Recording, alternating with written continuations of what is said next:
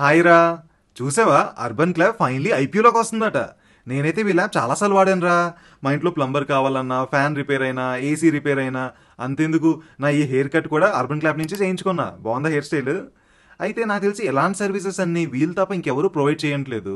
So కాంపిటీషనే లేని business. And అలాగే grey market premium చూసినా వీళ్ళు చాలా బాగుంది. సో నాకు ఎందుకో దీంట్లో ఇన్వెస్ట్ చేయాలనిపిస్తుంది రా. మంచి లిస్టింగ్ గేమ్స్ వస్తాయి అండ్ లాంగ్ టర్మ్ కూడా చాలా బాగుంటుంది అనిపిస్తుంది. కాకపోతే నువ్వు ఒకసారి వీళ్ళ బిజినెస్ మోడల్ ఏంటి మొత్తం అనాలిసిస్ చేసి పాజిటివ్స్ ఏంటి, నెగిటివ్స్ ఏంటి, ఇన్వెస్ట్ చేయొచ్చా లేదా, షార్ట్ టర్మ్ కా లాంగ్ టర్మ్ మొత్తం ఎక్స్ప్లెయిన్ చేసారా. చూసేద్దాం. ఇంకొక న్యూఎస్ కంపెనీ ఐపీఓలోకి వస్తుంది. సో ఇది కూడా జొమాటోలా ఒక బ్లాక్ బస్టర్ ఐపీఓ అవ్వనుందా, లేక పేటిఎం లా ఒక లాక్ లస్టర్ ఐపీఓ అవ్వనుందా, అంటే లాసెస్ ఇచ్చే అవ్వనుందా అనేది చూద్దామండి. సో ఫండమెంటల్ గా ఇవన్నీ మాట్లాడుకుందాం. అయితే లాస్ట్ లో జనరలైజ్డ్ గా ఒక డిస్కషన్ పెట్టుకుందాం ఫ్రెండ్స్, అది మిస్ అవ్వకుండా చూడండి. రైట్, ఇంకా మన ఛానల్ని సబ్స్క్రైబ్ చేయని వాళ్ళు ఎవరైనా ఉంటే సబ్స్క్రైబ్ చేసుకోండి, నోటిఫికేషన్స్ ఆన్లో పెట్టుకోండి. మార్కెట్ అప్డేట్ వీడియోస్ అని, నాలెడ్జ్ వీడియోస్ అని, ఇలా ఐపీఓ వీడియోస్ అని, పర్సనల్ ఫైనాన్స్ వీడియోస్ అని అన్ని ఇస్తున్నాం. అండ్ ఇంకా ఎక్కువ ఇచ్చే ప్లాన్లో ఉన్నాం. అయితే మాకు కావాల్సింది మీ సైడ్ నుంచి ప్లీజ్ ఒక like, share, subscribe, comment. And అలాగే మాకు మీరు ఇంకా సపోర్ట్ చేయడానికి మా ప్రతి వీడియో కింద డిస్క్రిప్షన్ బాక్స్లో మా ఫాయర్స్ తాలూకా లింక్ పెట్టామండి.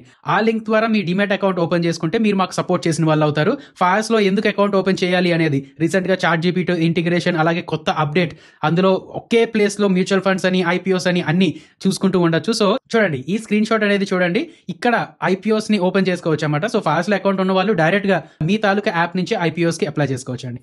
ఓకే కదా, రైట్, చెప్పరా ఫస్ట్ ఏం తెలుసుకుందాం అనుకుంటున్నావు? ఏముంది, ఆల్రెడీ నేను చెప్పాను కదా, వీళ్ళ యాప్ నేను ఆల్రెడీ ఏసీ రిపేర్ అని, ఫ్యాన్ రిపేర్ చిన్న చిన్న వాటికి వాడాను కదా. ఎగ్జాక్ట్గా వీళ్ళ బిజినెస్ మోడల్ ఏంటి ఇవన్నీ నువ్వే ఒకసారి చెప్పురా. అయితే ఈ కంపెనీ గురించి అస్సలు తెలియని వాళ్ళు కూడా అర్థమయ్యేలా చెప్పుకుందాం ఫ్రెండ్స్. ఈ అర్బన్ కంపెనీ అనేది అర్బన్ క్లాబ్ గా 2014 ఆ టైంలో వచ్చింది. 2019 ఆ టైం నుంచి ఆ అర్బన్ క్లాబ్ కాస్త అర్బన్ కంపెనీగా పేరు మారింది.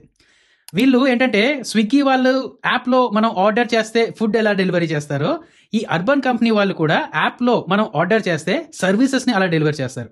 అంటే మీ ఇంట్లో ఫర్ సపోజ్ పైప్ లైన్ నుంచి లీక్ అవుతుందండి, వాటర్ లీక్ అవుతుంది, మీరు అది చేయలేరు, మీకు దగ్గరలో ఎవరు ప్లంబర్స్ ఎవరూ లేరు. ఓకే కదా, అప్పుడు ఏం చేస్తాం, మన ఫ్రెండ్స్కి ఎవరికో ఫోన్ చేసి నాకు ఒక ప్లంబర్ కావాలి, నీకు తెలిసిన వాళ్ళు ఎవరైనా ఉన్నారా ఏంటి అని కనుక్కుంటాం.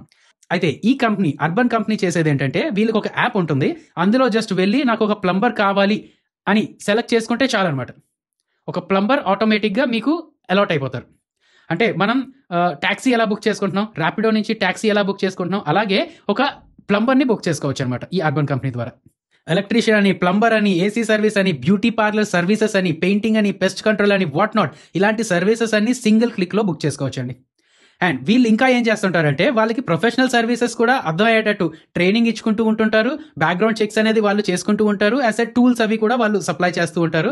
సో అంటే వీళ్ళ నెట్వర్క్లో సర్వీసెస్ బుక్ చేసుకుంటే మనకు ఒక ప్రొఫెషనల్ వస్తారు, మంచి వర్క్ ఇస్తారు అనే నమ్మకం వస్తుంది అనమాట. ఓకే కదా, నా అది చేయడం వల్ల అర్బన్ కంపెనీకి పాజిటివ్ ఏంటి, అర్బన్ కంపెనీ వాళ్ళు కమిషన్ తీసుకుంటారు వాళ్ళ దగ్గర. మనం ఆ సర్వీస్కి ఎంతో పే చేస్తాం కదా, అందులో ఎంతో కొంత పర్సంటేజ్ అర్బన్ కంపెనీ వాళ్ళు తీసుకుంటారు. అలాగే ఈ మధ్య కొన్ని ప్రోడక్ట్స్ కూడా వీళ్ళు అమ్ముతున్నారు, ఎందుకంటే వీళ్ళ తాలూకా వెబ్సైట్కి ట్రాఫిక్ వస్తుంది కదా, దాన్ని ఎందుకు వదిలేయడం అని చెప్పి అనుకున్నారేమో. వీళ్ళు కొన్ని ప్రోడక్ట్స్ కూడా అమ్ముతున్నారు. నేటివ్ అనే బ్రాండ్తో వాటర్ ప్యూరిఫైర్స్ అని, ప్రస్తుతానికి డోర్ లాక్స్ అని అమ్మడం స్టార్ట్ చేశారనమాట. సో మేబీ ఇంకొంచెం యాడ్ చేసుకుంటూ వెళ్తుంటారేమో అలాగా. అండ్ ఇంకొకటి ఏంటంటే సబ్స్క్రిప్షన్స్ కూడా అమ్ముతున్నారనమాట. ఒక దగ్గర సబ్స్క్రిప్షన్ తీసుకుంటే ప్రతి మంత్ వాళ్ళు వచ్చి మొత్తం తుడిసేసి వెళ్ళిపోవడం, మొత్తం కడిగేసి వెళ్ళిపోవడం, అలాంటివి కూడా చేస్తుంటారనమాట. లేదంటే బ్యూటీ గ్రూమింగ్ మెంబర్షిప్ అనేది కూడా, అంటే ప్రతి నెల వచ్చి బ్యూటీ పార్లర్ సర్వీసెస్ మీకు మొత్తం ఫేషియల్ అవన్నీ చేసి వెళ్ళిపోతుంటారు అనమాట. సో ఇలా సబ్స్క్రిప్షన్ కూడా మీరు ప్లాన్ చేసుకోవచ్చు. యాన్యువల్ మెయింటెనెన్స్ అని, ఇలాగా అంటే మెంబర్షిప్ అని, సబ్స్క్రిప్షన్ అని వీళ్ళు అమ్ముతున్నారు కొన్ని ప్రొడక్ట్స్, దాని ద్వారా కూడా వీళ్ళు డబ్బులు చేసుకుంటున్నారు. బాగానే అప్గ్రేడ్ అవుతున్నారు. అవును, అసలు వీళ్ళు ఐపీఓలోకి ఎందుకు వస్తున్నారు, అంటే డబ్బులు ఎందుకు రేస్ చేస్తున్నారు? అండ్ అంతకంటే ముందు ఐపీఓ బేసిక్ డీటెయిల్స్ చెప్పరా ఫస్ట్. వీళ్ళు మొత్తం 1900 crores రేస్ చేయడానికి ఐపీఓలోకి వస్తున్నారు. అందులో 472 crores ఫ్రెష్ ఇష్యూ. అది ఎలాగ యూజ్ చేస్తున్నారు ఏంటనే తర్వాత మాట్లాడుకుందాం. మిగతా 1428 crores offers for sale, old investors cash out చేసేసుకుంటున్నారు. అండ్ ఈ 472 crores 190 crores టెక్నాలజీ అని, క్లౌడ్ ఇన్ఫ్రా అని వాటి కోసం యూజ్ చేస్తున్నారు. 75 crores ఆఫీసెస్ అని, ఫెసిలిటీస్ అని వాటిని లీజ్ చేసుకోవడానికి, 90 crores మార్కెటింగ్ అని, కస్టమర్ ఎక్విజిషన్ అని వీటికి, 117 crores జనరల్ కార్పొరేట్ పర్పస్ అంటున్నారు. సో ఇందులో కొంచెం అంటే ఆఫర్ ఫర్ సేల్ ఎక్కువ ఉన్నది కాబట్టి దాన్ని మార్కెట్ కొంచెం నెగిటివ్ తీసుకునే ఛాన్సెస్ ఉంటాయి. అయితే మన రిటైలర్సే ఎక్కువ అలాంటి ప్లాన్ చేస్తుంటారు కదండి, అంటే ఓఎఫ్ఎస్ ఎక్కువ ఉన్నది కాబట్టి అది నెగిటివ్ అని చెప్పి. బట్ పెద్ద ఇన్వెస్టర్స్కి ఏంటి, వాళ్ళు ఓఎఫ్ఎస్ చేసుకున్నా ఏం చేసుకున్నా ఆ కంపెనీలో స్టేక్ కావాలి వాళ్ళకి. సో మేబీ అలాంటి ప్లాన్ చేసుకుని వచ్చారేమో కానీ రిటైలర్స్కి 10% మాత్రమే కోటా ఇచ్చారు. సరే, బేసిక్ ఐపీఓ డీటెయిల్స్ చెప్పాలంటే ఇష్యూ డేట్స్ September 10th నుంచి 12th వరకు, ప్రైస్ బ్యాండ్ ₹98 నుంచి 103 వరకు, lot size 145 shares, minimum investment ఏంటంటే ఒక లాట్ కొనాలంటే ₹14,935 ఉండాలి. And as said retail quota 10% మాత్రమే అనమాట. ఓ, సో ఈ ఐపీఓ తగలాలంటే లక్ ఉండాలన్నమాట. అవును ఫ్రెండ్స్, మీరు ఈ మధ్యన ఏమైనా ఐపీఓస్ అప్లై చేశారా? అలాట్మెంట్ వచ్చిందా? మా కింద కామెంట్ సెక్షన్లో చెప్పేయండి. సో చెప్పరా అయితే వీళ్ళు ఫైనాన్షియల్స్ ఎలా ఉన్నాయి? ప్రాఫిట్లో ఉన్నారా, లాస్లో ఉన్నారా, మొత్తం చెప్పారా? ఫైనాన్షియల్స్కి వచ్చేసరికి చాలా ఇయర్స్ నుంచి లాసెస్లో ఉన్నారు. రీసెంట్ ఇయర్లో ప్రాఫిట్ పోస్ట్ చేశారు. FY25లో 239 crores ప్రాఫిట్ బుక్ చేశారు. అయితే ఇక్కడ ట్విస్ట్ ఏంటంటే ఆ మొత్తం 239 crores-లో 211 crores one time deferred tax credit అనమాట. ఒకసారే వస్తుంది. నెక్స్ట్ ఇయర్ ఈ 211 crores Rao. So real business profit 28 to 30 crores మాత్రమే. ఈ విషయం బాగా గుర్తుపెట్టుకో, ఎందుకంటే వాల్యుయేషన్స్ చెప్పుకునేటప్పుడు మళ్ళీ చెప్పుకుందాం. బట్ ఎనీవేస్ నెట్ పాజిటివ్లోకి అయితే వచ్చినట్టే చూపించారు. బట్ నెక్స్ట్ క్వార్టర్ రిజల్ట్స్, అలాగే నెక్స్ట్ ఫైనాన్షియల్ రిజల్ట్స్ కూడా చూడాలి. వీళ్ళు ఐపీఓ కోసం అంటే ఆ హైప్ తీసుకురావడం కోసం ఏదైనా బుక్స్ కొంచెం క్రుక్ చేశారేమో. ఇంకా రెవెన్యూస్ అని, సబ్స్క్రిప్షన్స్ అని ఇలాంటివన్నీ బాగానే పెరుగుతున్నాయి. అయితే యాజ్ సెట్ ఫ్యూచర్లో మనం చెక్ చేయాల్సింది ఏంటంటే ఇప్పుడు చూపించిన ప్రాఫిట్స్ అండ్ ఒకవేళ రేపు పొద్దున ప్రాఫిట్స్ చూపించినా అవి యాక్చువల్ క్యాష్ ఫ్లోగా కన్వర్ట్ అవుతున్నాయా లేదా, లేక ఓన్లీ అకౌంట్లో నెంబర్స్ మాత్రమే కనిపిస్తున్నాయి అనేది చూడాలి. డైరెక్ట్గా చెప్పాలంటే ప్రాఫిట్స్ జెన్యూనా కాదా అనేది చెక్ చేసుకోవాలి. ఓకే, అర్థమైంది. అయితే మరి వీళ్ళు వాల్యుయేషన్స్ ఎలా ఉన్నాయి? అంటే ఓవర్ వాల్యూడా, కరెక్ట్ వాల్యుయేషన్ అయినా ఏంటి? వీళ్ళ పీఈలా చూడాలంటే 62 times అనమాట. అయితే ఆ ట్యాక్స్ బెనిఫిట్ 211 crores తరువాత వచ్చిన పీఈ ఇది. మరి ఆ 211 crores రాకుండా నెక్స్ట్ ఇయర్ ఆ 30 crores ఎంతో ప్రాఫిట్ వస్తే మరి దాని పీఈ ఇదే ప్రైస్లో ఉంటే ఆ పీఈ ఎంతో అనేది మీరే గెస్ చేయండి. అలాగే ప్రైస్ టు సేల్స్ పరంగా చూసినా 13x అనమాట. సో అంటే అర్బన్ కంపెనీ ఎక్స్పెన్సివ్ వాల్యుయేషన్స్లోనే వస్తున్నట్టు. వాల్యుయేషన్స్ ఎక్స్పెన్సివే. అయితే ఈ టెక్ కంపెనీస్కి ఏంటంటే ఎప్పుడు ఫ్యూచర్ ఎక్స్పెక్టేషన్స్కే ప్రైస్ ఇస్తూ ఉంటారు. సో ఒకవేళ ఫ్యూచర్లో హై గ్రోత్ ఉంటే పర్వాలేదు, లేదు గ్రోత్ మిస్ అయితే మాత్రం వాల్యుయేషన్స్ క్రాష్ అవ్వచ్చు అనమాట. ఫ్యూచర్ గ్రోత్ అంటే అసలు ఏం చూడాలి? అంటే ప్రాఫిట్సా, రెవెన్యూసా, లేదా ఇంకేమైనా? అవి చూస్తాం, జనరల్గా అవి చూస్తుంటాం. బట్ ఇలాంటి ప్లాట్ఫామ్స్కి ఏంటంటే కేపీఐస్ ఉంటాయి, ఇంకొన్ని కేపీఐస్ ఉంటాయి. లైక్ యూనిక్ కస్టమర్స్, వీళ్ళు ఇప్పటికీ యూనిక్ కస్టమర్స్ సమ్ 14.5 million, అంటే 1,50,00,000 అనుకోవచ్చు. ఇవి పెరుగుతుందా లేదా అనేది చూస్తూ ఉంటారు. FY25లో కస్టమర్స్ పరంగా చూసుకుంటే 6 to 7 million per year, అంటే సర్వీసెస్ తీసుకున్న వాళ్ళు, ఇది పెరుగుతూ ఉండాలి. అలాగే వీళ్ళ సర్వీసెస్ పార్ట్నర్స్ 45,000 to 52,000, అలాగా సర్వీస్ పార్ట్నర్స్ కూడా పెరుగుతున్నారా లేదా అని చూడాలి. అలాగే రెవెన్యూస్, FY25 తాలూకా రెవెన్యూస్లో ఒక 38% గ్రోత్ రేట్ వచ్చింది. సో వీటితో పాటు రెవెన్యూస్ అని, ప్రాఫిట్స్ అని ఇవి కూడా పెరుగుతున్నాయా లేదా అనేది చూస్తూ ఉండాలి. ఓకే, అసలు వీళ్ళ బిజినెస్కి డిమాండ్ ఉంటుందంటావా? అంటే ఫ్యూచర్లో కేపీఎస్ పెరిగే ఛాన్సెస్ ఉన్నాయంటావా? అవుతుంటుంది రా. ఇప్పుడు అందరూ బిజీ అయిపోతున్నారు. సిటీస్లో వైఫ్ అండ్ హస్బెండ్ ఇద్దరు వర్క్ చేస్తున్నారు, లేదంటే ఓన్లీ హస్బెండ్ వర్క్ చేసినా వైఫ్కి అంత ఓపిక ఉండట్లేదు. ఒకవేళ హస్బెండ్ ఇంటికి వచ్చి ఏమైనా వర్క్ చేద్దామన్నా హస్బెండ్కి ఓపిక ఉండట్లేదు. అండ్ ఆ ప్రొఫెషనల్ థింగ్స్ కూడా తగ్గిపోతున్నాయి. పాతకాలంలో ఏంటంటే అందరికీ ఎలక్ట్రీషియన్ వర్క్ వచ్చేది, ప్లంబింగ్ వర్క్ వచ్చేది, అందరూ ఏదో చేసుకునేవారు. బట్ ఇప్పుడు అలా కాదనమాట, ఎవరు చేయలేకపోతున్నారు. కాబట్టి కంపల్సరీగా ఈ సర్వీసెస్ తీసుకుంటూ ఉన్నారు. అండ్ ఇప్పుడు న్యూక్లియర్ ఫ్యామిలీ ట్రెండ్ వచ్చింది కాబట్టి ఓన్లీ ఒక ఫ్యామిలీలో 2-3 మాత్రమే వేరేగా ఉంటున్నారు కాబట్టి, అండ్ అలాగే టైం కూడా షార్టేజ్ ఉన్నది కాబట్టి కంపల్సరీగా ఈ యాప్ బేస్డ్ సర్వీసెస్కి డిమాండ్ బాగానే పెరుగుతుంది. అండ్ అందులో అర్బన్ కంపెనీకి ఒక ఫస్ట్ మూవర్ అడ్వాంటేజ్ ఉన్నది, బ్రాండ్ రీకాల్ ఎక్కువ ఉన్నది కాబట్టి వీళ్ళకి కొంచెం పెరుగుతుందని అనిపిస్తుంది, మార్కెట్ అయితే పెరుగుతుంది అనిపిస్తుంది. అండ్ ఫారిన్ మార్కెట్లో కూడా దుబాయ్ అని, అబుదాబి అని, సింగపూర్ అని, సౌదీ అని వాటిలో కూడా వీళ్ళ తాలూకా ఎక్స్పాన్షన్ ప్లాన్ అనేది ఉన్నది. సో అగ్రెసివ్గానే ఉన్నారు వీళ్ళు, అండ్ మార్కెట్ కూడా ఉంటుందని అనిపిస్తుంది నాకైతే. ఓకే, అర్థమైంది. ఇంక స్ట్రెంత్ సపరేట్గా చెప్పాల్సిన అవసరం లేదు. అయితే రిస్క్ల గురించి చెప్పారా? రిస్క్లా చెప్పుకోవాలనుకుంటే ఫస్ట్ టైం వచ్చిన ప్రాఫిట్ ఏదైతే ఉన్నదో అది ఎగ్జాగరేట్ చేసి చెప్పారు. అంటే ఫ్రాడ్ చేశారని కాదు, వన్ టైం ట్యాక్స్ క్రెడిట్ మాత్రమే అది అనమాట. డే టు డే ఆపరేషన్స్ నుంచి మాత్రం 28 crores మాత్రమే వచ్చినట్టు. 2, వాల్యుయేషన్స్ డేంజరస్లీ హైలో ఉన్నాయి.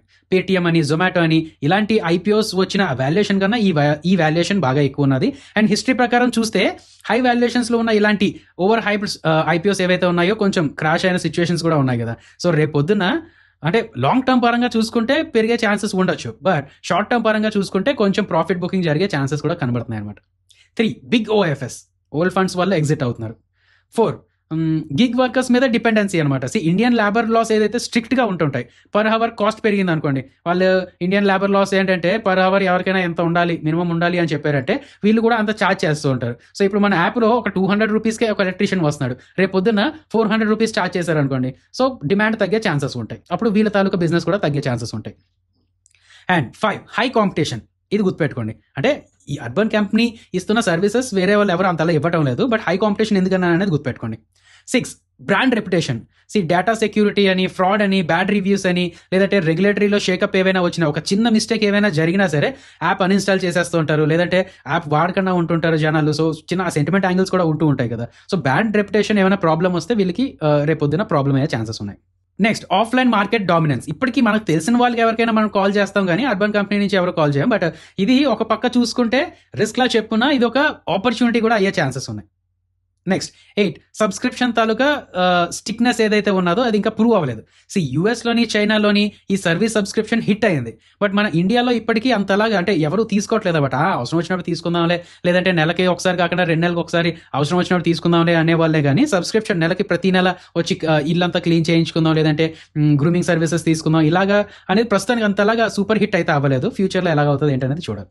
ఇప్పుడు ఫస్ట్ టైం యాప్ ఇన్స్టాల్ చేసుకుని ఒక ప్లంబర్ సర్వీస్ బుక్ చేస్తారు. ఆ ప్లంబర్ రాలేదనుకోండి, లేదంటే లేట్ అయిందనుకోండి, లేదంటే వచ్చిన తర్వాత ఇంకోటి ఏదో పని చెప్పి ఇది అవ్వలేదు అది అవ్వలేదు అని ఏమని అన్నాడంటే ఫస్ట్ ఇంప్రెషన్ బ్యాడ్ ఇంప్రెషన్ అయినప్పుడు కంపల్సరీగా యాప్ అన్ఇన్స్టాల్ చేసినో లేదంటే బ్యాడ్ రివ్యూస్ ఇవ్వడం ఇలాంటివి ఏదో చేస్తూ ఉంటారు అన్నమాట. అదేంది లేదా? సో ఫైనల్గా ఏం చెప్తావు అయితే? ఫైనల్గా చెప్పాలంటే ఫ్రెండ్స్, ఈ టెక్నికల్స్ అని, ఫండమెంటల్స్ అని, పెద్ద పెద్ద స్టఫ్ అని ఇవేమీ కాకుండా నార్మల్గా ఆలోచిద్దాం. ఓకే కదా? ఇప్పుడు జొమాటో ఉన్నదండి, మనకి రెస్టారెంట్ ఒక 3 కిలోమీటర్ల దూరంలో ఉన్నది. సరే, ముందు మనం ఇంట్లో వండుకోవడానికి బద్ధకం, బయట తిందాం అనుకుంటున్నాం. లేదంటే ఒకసారి బయట తిందాం అనుకుంటున్నాం రుచి కోసం. రెస్టారెంట్ ఒక 3 కిలోమీటర్ల దూరంలో ఉన్నది, మనకు వెళ్ళడానికి బద్ధకం. సో జొమాటో యాప్లో బుక్ చేసుకుంటాం. ఒక 10 రోజుల తర్వాత మళ్ళీ మనం తినాలనుకుంటున్నప్పుడు రెస్టారెంట్ ఎక్కడ ఉందో మనకు తెలుసు, బట్ వెళ్ళడానికి బద్ధకం వల్ల మళ్ళీ జొమాటోలో బుక్ చేసుకుంటాం. సో జొమాటోకి మన బద్ధకం యాడ్ అవుతుంది అనమాట. అలా వెళ్ళిపోతుంటుంది, జొమాటో అయినా స్విగ్గీ అయినా. సెకండ్, ఒకవేళ పేటీఎం విషయానికి వస్తే మనం జేబులో ఒక 100 రూపాయలు తీసుకెళ్ళి షాప్ వాడికి ఇచ్చి చేంజ్ తీసుకోవచ్చు. బట్ మనం సరే మర్చిపోతుంటామో, లేక ఏటీఎంకి వెళ్ళి డబ్బులు తీసుకోవడం లేదంటే కన్వీనియన్స్, పేటీఎంలో కన్వీనియన్స్ ఉన్నది కాబట్టి పేటీఎం, ఫోన్పే వెళ్ళి ఒకసారి మనం స్కానర్ ఆన్ చేసి డబ్బులు ఇచ్చేస్తుంటాం. మళ్ళీ చిల్లర జంజాట అవి లేకుండా ఉంటూ ఉంటాయి. సో అందుకని పేటీఎం అని, అంటే రేపొద్దున పేటీఎం వాళ్ళు ఆ యాప్ చూసినప్పుడు మనం లోన్స్ అవన్నీ ఇప్పుడు బ్యాంక్ వాడి దగ్గరికి వెళ్ళి మనం లోన్స్ తీసుకోవచ్చు, బట్ పేటీఎం వాడైతే సింగిల్ క్లిక్లో లోన్ ఇచ్చేస్తాడు కాబట్టి ఇక్కడ తీసుకుంటూ ఉంటాం. సో అలా పేటీఎం వాళ్ళ సర్వీసెస్ వెళ్తూ ఉంటాయి. నైకా సర్వీసెస్ వచ్చేసరికి మనం షాప్కి వెళ్ళి అదేదో కొనుక్కోవచ్చు, బట్ యాప్లో కొనుక్కుంటే డైరెక్ట్గా డెలివరీ వచ్చేస్తుంది కాబట్టి నైకా అని, అమెజాన్ అని ఇలాంటివన్నీ చేస్తూ ఉంటాం. అయితే ఈ విషయానికి వచ్చేసరికి అర్బన్ కంపెనీలో ఫర్ సపోజ్ మన దగ్గర ఒక లైట్ వెరగట్లేదండి, సో ఎలక్ట్రీషియన్ బుక్ చేసుకుంటాం. ఎలక్ట్రీషియన్ వస్తాడు, మన దగ్గరికి వస్తాడు, వర్క్ చేసేస్తాడు. అంతా బాగానే చేస్తే, అదేందా ఆ వర్క్ బాగానే చేస్తే మనం ఏం చేస్తాం, వాడి నెంబర్ తీసుకుంటాం, మనం ఎలక్ట్రీషియన్ తాలూకా నెంబర్ తీసుకుంటాం. సరే, వెళ్ళిపోతాడు. వెళ్ళిపోయిన తర్వాత ఒక నెల తర్వాత మళ్ళీ అదే ప్రాబ్లం వస్తే అర్బన్ కంపెనీకి వెళ్ళి మనం ఎలక్ట్రీషియన్ని బుక్ చేసుకుంటామా, లేక ఇతనికి కాల్ చేస్తామా? ఇతను కూడా అర్బన్ కంపెనీకే కాల్ చేయండి, వాళ్ళ ద్వారానే మేము వస్తాం అంటాడా, లేక ఇతను డైరెక్ట్గా మీ దగ్గరికి వస్తాడా? మిడిల్ మ్యాన్ అర్బన్ కంపెనీ ఉంటే వాడు ఎంతో కొంత ఛార్జ్ చేస్తాడనమాట. ఫర్ సపోజ్ వాడు 300 ఛార్జ్ చేశాడు అనుకోండి, అందులో 50 రూపాయలు వాడు ఉంచుకొని 250 రూపాయలు ఎలక్ట్రీషియన్కి ఇచ్చాడు అనుకోండి. ఇప్పుడు ఎలక్ట్రీషియన్ ఏమంటాడు, అవన్నీ ఎందుకంటే ఆ 250 నాకే ఇచ్చేయండి, నేనే వచ్చేస్తాను, రేపు పొద్దున్న మీకు ఏం ప్రాబ్లం వచ్చినా నాకే ఫోన్ చేస్తానండి, నేనే వస్తుంటాను అంటాడు కదా. అదేందా? సో అర్బన్ కంపెనీ చేస్తున్న పని ఏంటి, నెట్వర్క్ క్రియేట్ చేస్తుంది. మనకి మన దగ్గరలో ఉన్న ఎలక్ట్రీషియన్స్ అని, ప్లంబర్స్ అని ఎవరో తెలియదు, బట్ అర్బన్ కంపెనీ ఆ డేటాబేస్ మెయింటైన్ చేసి ఏదో మొత్తం మీద కనెక్ట్ చేస్తుంది. వన్స్ కనెక్ట్ అయిన తర్వాత మనం వాళ్ళతో డైరెక్ట్ అయిపోయే ఛాన్సెస్ ఉంటాయి అనమాట. అర్బన్ కంపెనీని సైడ్ చేసి డైరెక్ట్ అయిపోయే ఛాన్సెస్ ఉంటాయి. అందుకనే ఇందాక కాంపిటీషన్ ఎక్కువ అన్నాను కదా. కాంపిటీషన్ వేరే యాప్ నుంచి వాటి నుంచి కాదు, మనం డైరెక్ట్గా వీడిని చేసుకుంటాం కాబట్టి, అంటే వాడి నెంబర్ తీసుకుంటాం కాబట్టి అలా కాంపిటీషన్ ఎక్కువయ్యే ఛాన్సెస్ ఉంటాయి. సో ఇలాంటి ప్రాబ్లమ్స్ ఉండే ఛాన్సెస్ ఉన్నాయన్నమాట.